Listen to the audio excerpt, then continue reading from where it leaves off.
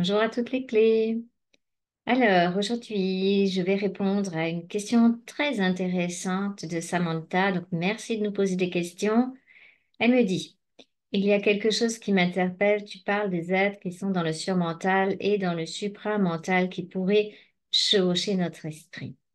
Alors, je vais te clarifier un petit peu les choses, Samantha, parce que nous-mêmes, on a des parties de nous, c'est sûr, dans le surmental et dans le supramental, mais pour l'instant, la conscience qu'on a va plutôt se situer, comme beaucoup, au niveau du surmental, parce que le supramental, ça va déjà amener quand même une fusion avec son propre esprit. Donc ça, les gens qui sont dans le supramental, comme j'ai dit, on n'en entend pas parler. Ils vont pas se montrer sur des chaînes de YouTube, sur des choses comme ça.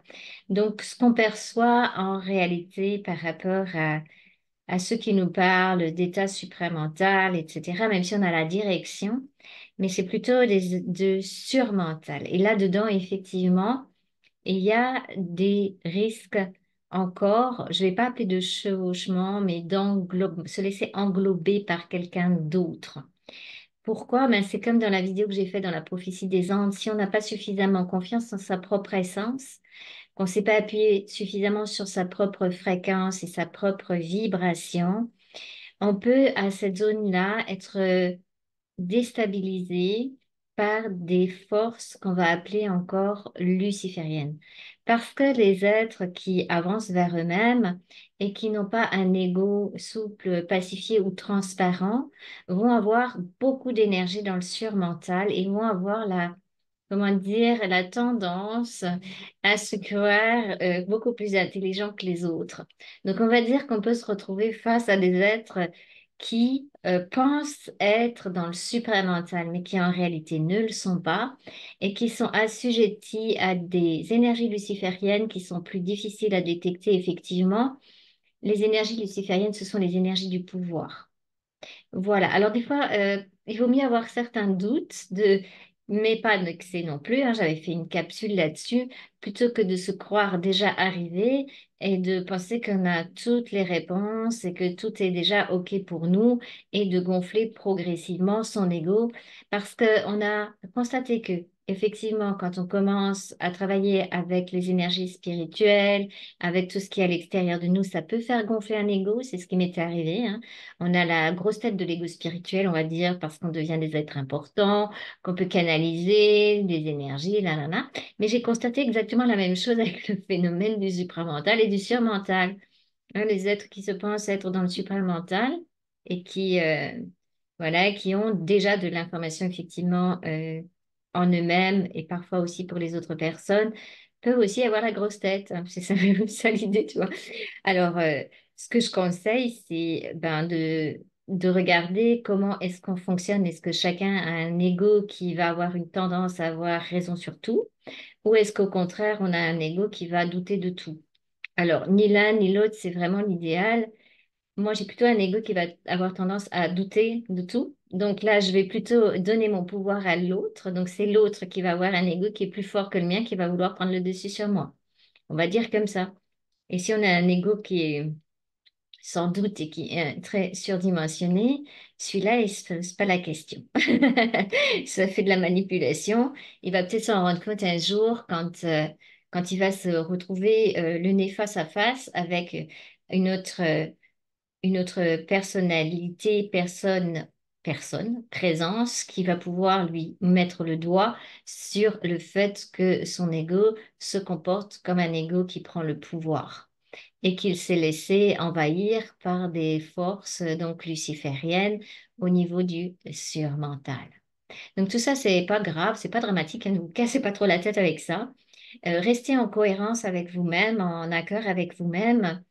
Hein, comme j'ai dit toujours, le meilleur accompagnement de soi-même, c'est être dans cette capacité de mettre les doutes au point zéro quand on en a, de se connaître, de connaître son ego et de ne pas plonger dans le jeu de l'ego. Parce que l'ego, il aime bien avoir toujours raison. Donc, c'est plutôt au niveau du surmental qu'on va trouver des êtres qui ont la sensation d'avoir bon, d'avoir toujours raison. Et là, ça peut être très facilement affecté. Voilà, alors pour le supramental, je n'y suis pas encore, donc je ne peux pas te répondre ce qui se passe à ce niveau. Une partie de nous, bien sûr, l'est, mais il n'y a pas encore assez de conscience et de connexion pour que j'ai accès en permanence à ce plan-là. Donc je ne te répondrai pas sur ce plan-là. Voilà, j'espère que tu as une réponse et il n'y a pas à s'inquiéter parce que quand on a décidé d'avoir ce cheminement d'amour, de reconnexion, de réunification et de centricité par rapport à soi-même, on va avoir ce fameux cocher qui est notre présence, qui va nous guider et qui va nous amener petit à petit à remarquer, à comprendre, à conscientiser tout à travers les expériences de notre vie quotidienne, ce qu'on a encore besoin de conscientiser, de comprendre.